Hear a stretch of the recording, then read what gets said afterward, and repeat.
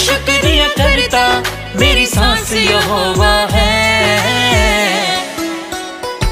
कैसे गिराएं। एक आदमी था, पहाड़ जैसी समस्याएं लग रही हैं उसको, कह रहे कि बहुत बार एक आदिवासी था, मैं पुरानी बात बता रहा हूँ, जैसे कि एक बहुत किस्सा एक बहुत पुराना कि आदिवासी था और वो आदिवासी जब देखा, उसने एक पहाड़ देखा, जब वो जा रहा था जंगल में से तो एक पहाड़ आ गया, तो उसने सोचा अब दुनिया ख़त्म हो गई है, मतलब कि यहाँ से रास्ता ख़त्म हो गया, क्योंकि जंगल में चलने के बाद आगे पहाड़ आ गया और पहाड़ उसको पता नहीं था कि पहाड़ को टॉप करके और उसके बाद वहाँ जाना है। लेकिन वो जब आदिवासी देख रहा था उस पहाड़ को, तो उसी समय वो कह रहा था कि मैं अब कैसे जाऊँगा, इसका मतलब ये पहाड़ हमारे सामने से नहीं हटने वाला, ले मैं तो अब आगे जाना था, पानी पीना था, काम करना था, कुछ करना होगा। लेकिन वो बेचारा समस्या के कारण हार गया। लेकिन उसने देखा कि थोड़े दिन के अंदर कि एक चूहा आया और चूहे ने उस पहाड़ को ऐसे कुचर कुचर के उसमें गुफा बना दी, तो उस पहाड़ को उसने हटा दिया, मतलब कि एक साइड से। तो उसी समय उसने देखा चूहे में इतनी शक्ति है, और उसी समय उसने चूहे को कहा यही याद से भगवान है मेरा, और उसने चूहे को भगवान बना लिया।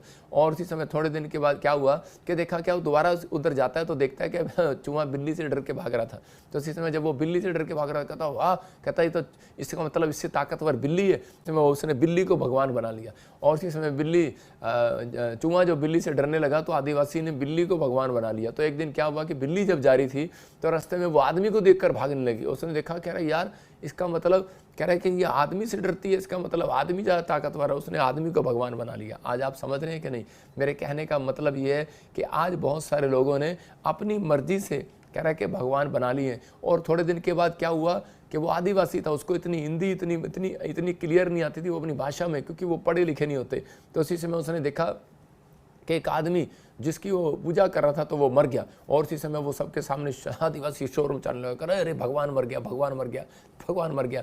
अरे तो उसी समय मतलब आज लोगों की ज़िंदगियों की सोच मर गई है, आज उनके अंदर से उनको पता ही नहीं है कि भगवान कभी मरता नहीं है। तो वो जिस भगवान को वो भगवान समझते हैं वो भगवान नहीं है।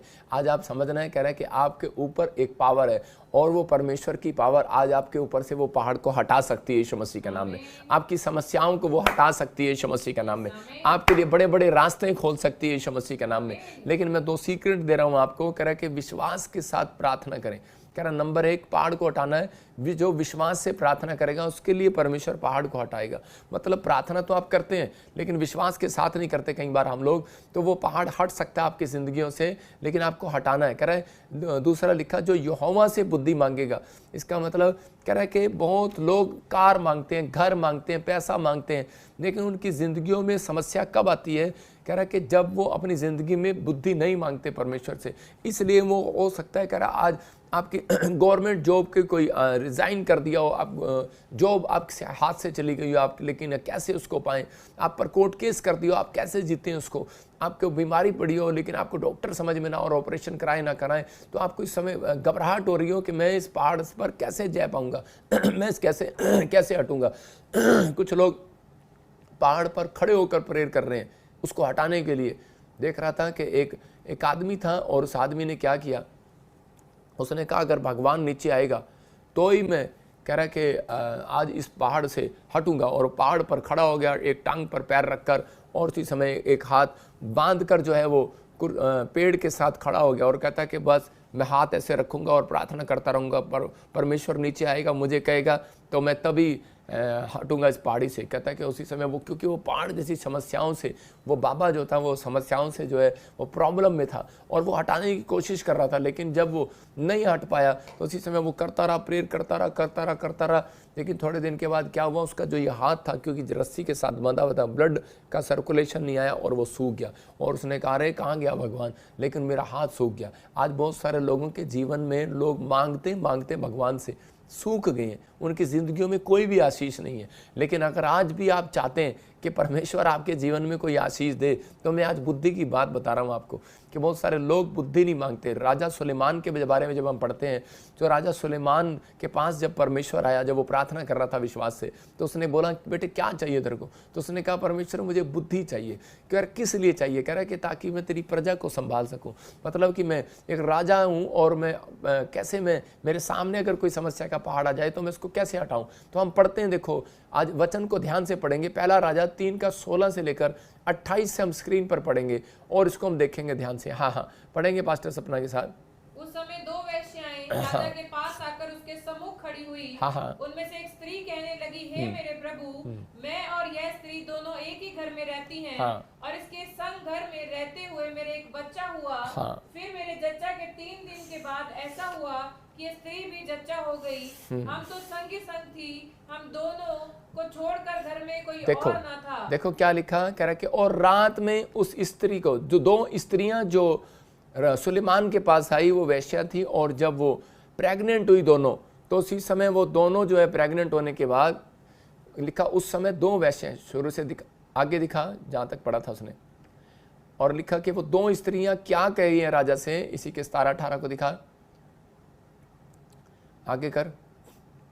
हाँ, फिर कह रहे कि मेरा जच्चा के 3 दिन के बाद ऐसा हुआ कि स्त्री भी जच्चा हो गई, मतलब कि गर्भवती प्रेग्नेंट हो गई, और हम दोनों एक साथ प्रेग्नेंट हुए, और हम दोनों को छोड़कर घर में और कोई भी नहीं था। वो दोनों वेश्याएं एक ही घर में रहती थी और दोनों प्रेग्नेंट होगी, और उनमें से एक, हाँ लिखा मेरे और रात में एक स्त्री का बालक इसके नीचे दबकर मर गया।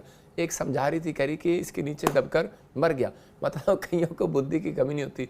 जो बहुत सारी मोटी औरतें होती होंगी, वो क्या उनको पता ही होता है किधर सोना है किधर नहीं, वो बच्चा बराबर में पड़ा, उसके ऊपर टांग रख दिया और वो मर गया, और वो बच्चा मर गया। और आगे क्या लिखा, हाँ पढ़ेंगे, कह रहा है तब उसने आधी रात को उठकर मेरे बच्चे को चुरा लिया। वो कह रही कि मेरे बच्चे को चुरा लिया, और वो बोलने लगी कि मेरा बच्चा है।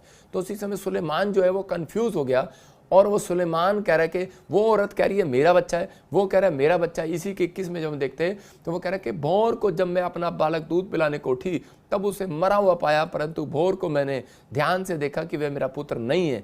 और फिर उसने क्या किया, मतलब मरा हुआ वो लड़का तो उसके पास रख दिया, और उसने जिंदा उठा लिया। तो उसने देखा ये लड़का तो मेरा नहीं है, क्योंकि माँ को तो पता होता है, लेकिन वो कह रही कि ये बच्चा मेरा है, वो कहती नहीं मेरा नहीं है। उनमें लड़ाई हुई और वो राजा सुलेमान के पास आ गए, और दूसरी स्त्री ने कहा नहीं जीवित पुत्र मेरा है और मेरा पुत्र तेरा है, परंतु वह कहती रही नहीं मरा हुआ तेरा पुत्र है और जीवित मेरा पुत्र है। वो राजा के सामने बातें करती रही, और सुलेमान कंफ्यूज हो रहा है। हाँ 21-23 में तब राजा ने कहा एक तो कहती है तो जीवित है वही मेरा पुत्र है, मरा हुआ तेरा पुत्र है। दूसरी कहती है नहीं जो मेरा है वो मेरा पुत्र है, जो जीवित है वो मेरा पुत्र है। कंफ्यूज हो गए यहाँ पर।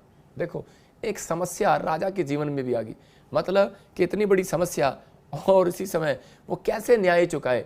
लेकिन उसके ऊपर एक गिफ्ट था बुद्धि का, और उसी समय उसने बहुत साल पहले परमेश्वर से मांग लिया था। और उसने कहा, फिर राजा ने कहा मेरे पास एक तलवार ले आओ, और मैं इनमें से दोनों में से कह रहा इनके फाड़ कर देता हूँ, आधा आधा बच्चे को, और कह रहा आधा तू ले जा और आधा तू ले जा। और उसी समय वो डर गई, और उसी समय वो बोलने लगी, कह रही कि इसके 26 में वो कहने लगी, एक कहने लगी हाँ ठीक है, अगर ये मेरा नहीं हुआ तो इसका भी नहीं होगा।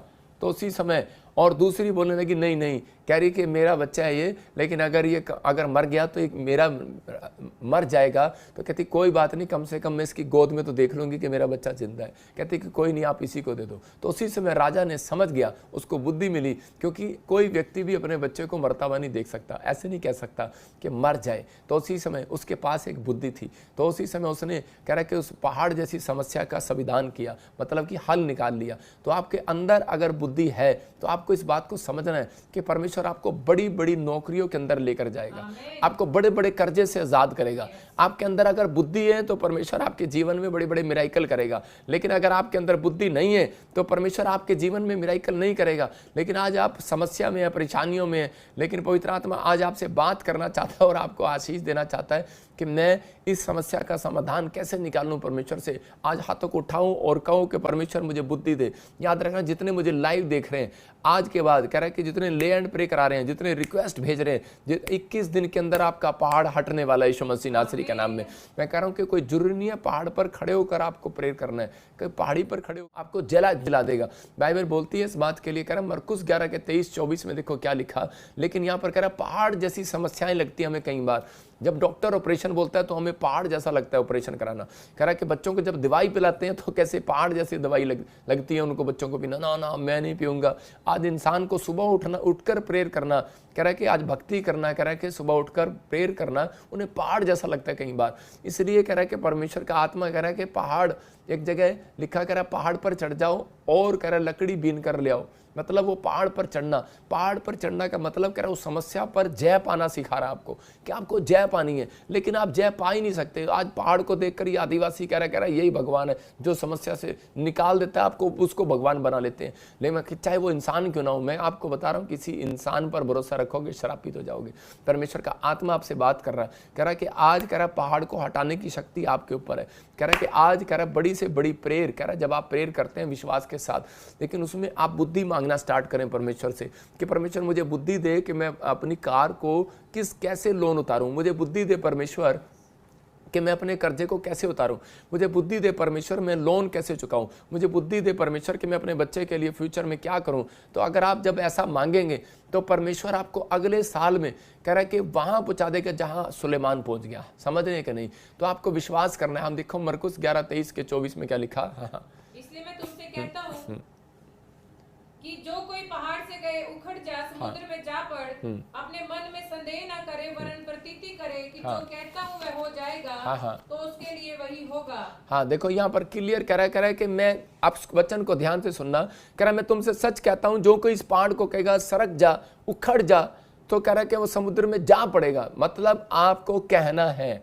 हाँ, प्रेयर एक अलग चीज है, लेकिन एक क्लेम करना अलग चीज है। लिख लो अपनी डायरी में कि प्रेयर करना कंपलसरी है, लेकिन दूसरा मुंह से निकालना कि ये पहाड़ उखड़ चुका है।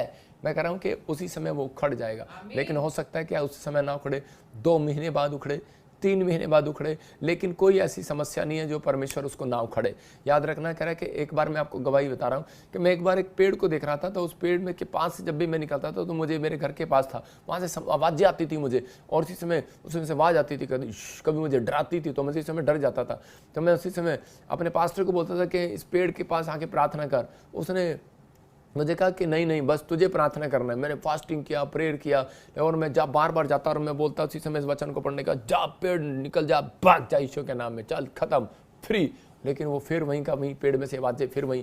लेकिन मैं उसको इस वचन से पढ़ने लगा कि उखड़ जा। लेकिन मैं 3 दिन परेशान हो गया और प्रभु से मैंने पूछा फास्टिंग में, मैंने कहा ये पेड़ क्यों नहीं उखड़ रहा? परमेश्वर ने कहा, कह रहा कि तूने पढ़ा नहीं ध्यान से, उस वचन को ध्यान से पढ़। लिखा उखड़ जा, लेकिन समुद्र में जा पड़ और मन में संदेह ना करे वरन प्रतीति करे कि जो कहता है वो हो जाएगा। हुआ नहीं है, इसका मतलब जब आप प्रेयर करते हैं तो उस समय नहीं होता, लेकिन कह रहा हो जाएगा। इसको समझना है। कह रहा है कि अगर आप कहेंगे चल ये बीमारी उखड़ जाए, और आगे लिखा करे आपके पास लोग आएंगे कहेंगे उखड़ी तो है नहीं, आप उसको बोलो उखड़ जाएगी, एक टाइम है उसका, और इसी समय उखड़ जाएगी, तो उसके लिए वो हो जाएगा। इसका मतलब यहाँ पर लिखा, लेकिन जिसने इस बात पर विश्वास कर लिया कि मेरे लिए वो बीमारी उखड़ जाएगी, मैं विश्वास करता हूँ परमेश्वर, मैं चर्च आता रहूँगा, मैं विश्वास करता हूँ परमेश्वर लोन उतर जाएगा, मैं आ रहा हूँ चर्च आता रहूँगा, मैं तेरी भक्ति करता रहूँगा, मैं तेरी प्रेयर करता रहूँगा, मैं विश्वास करता हूँ मैं इस जंग को जीत लूँगा और मैं आशीषित हो जाऊँगा यीशु मसीह के नाम में। आप ऐसे ही कह रहा है कि आप विश्वास करें कि एक ना एक दिन आपकी समस्या उखड़ जाएगी यीशु मसीह के नाम में। आप जो मांग रहे हैं आपके लिए हो जाएगा। आप जो करना चाहते हैं वो कर पाएंगे, लेकिन आप जब तक नहीं कर पाएंगे जब तक, कह रहा है कि आप अपने आप को नम्र और दीन नहीं करेंगे। पहाड़ पर जो है वो सीधे चढ़कर नहीं चढ़ा जाता, कह रहा है कि वो झुककर चढ़ा जाता है। इसका मतलब बुद्धि की कमी होने के कारण कई बार जो है लोग अकड़ते फिरते हैं। एक आदमी था, उसके पास जॉब नहीं थी और उसकी पत्नी लाइव देखती थी और उसको कोई प्रॉब्लम भी था, तो उसी समय बच्चा नहीं था उसके पास, तो उसी समय उसके शुक्राणु कम थे उस आदमी के, तो उसकी पत्नी लाइव देखती थी हमारा, और उसने उसको कहा कि दिल्ली से कि हमें प्रॉफिट बजिंदर जी के पास ले चलो। लेकिन वो बोलता है, कह रहा वो अकड़ू था आदमी, वो कहता है कि झुकना ही नहीं चाहता, कहता है अरे वो तो क्रिश्चियन बनाते हैं, ईसाई है। वो कहती मैंने बाइबल पढ़ा, इसके अंदर ईसाई शब्द एक भी नहीं है। तो उसी समय वो आदमी इतना मतलब उसके साथ इतनी बड़ी बड़ी प्रॉब्लम्स होने लगी, तो एक दिन वो सुसाइड करने के लिए उसकी पत्नी जा रही थी। तो उसी समय उसने कहा कि नहीं नहीं भगवान मैं तुझे लेकर चलता हूँ। जब वो चर्च में आई तो मैं आप विश्वास करेंगे 4 महीने के अंदर ही उसके जीवन में परमेश्वर ने चमत्कार कर दिया और वो 5वें महीने में प्रेग्नेंट होगी। आज भी वो 5 महीने हो गए प्रेग्नेंट है। एक लुधियाने की भी लेडीज़ है, उसके साथ भी ऐसा ही हुआ, और वो जब उसका पति विश्वास नहीं कर रहा था तो उसने अपने पति को कहा विश्वास कर, नहीं तो मैं जाऊंगी चाहे वो तो मुझे छोड़ दे। और उसी समय जब वो आई चर्च के अंदर तो वो आज 5 महीने हो गए प्रेग्नेंट है।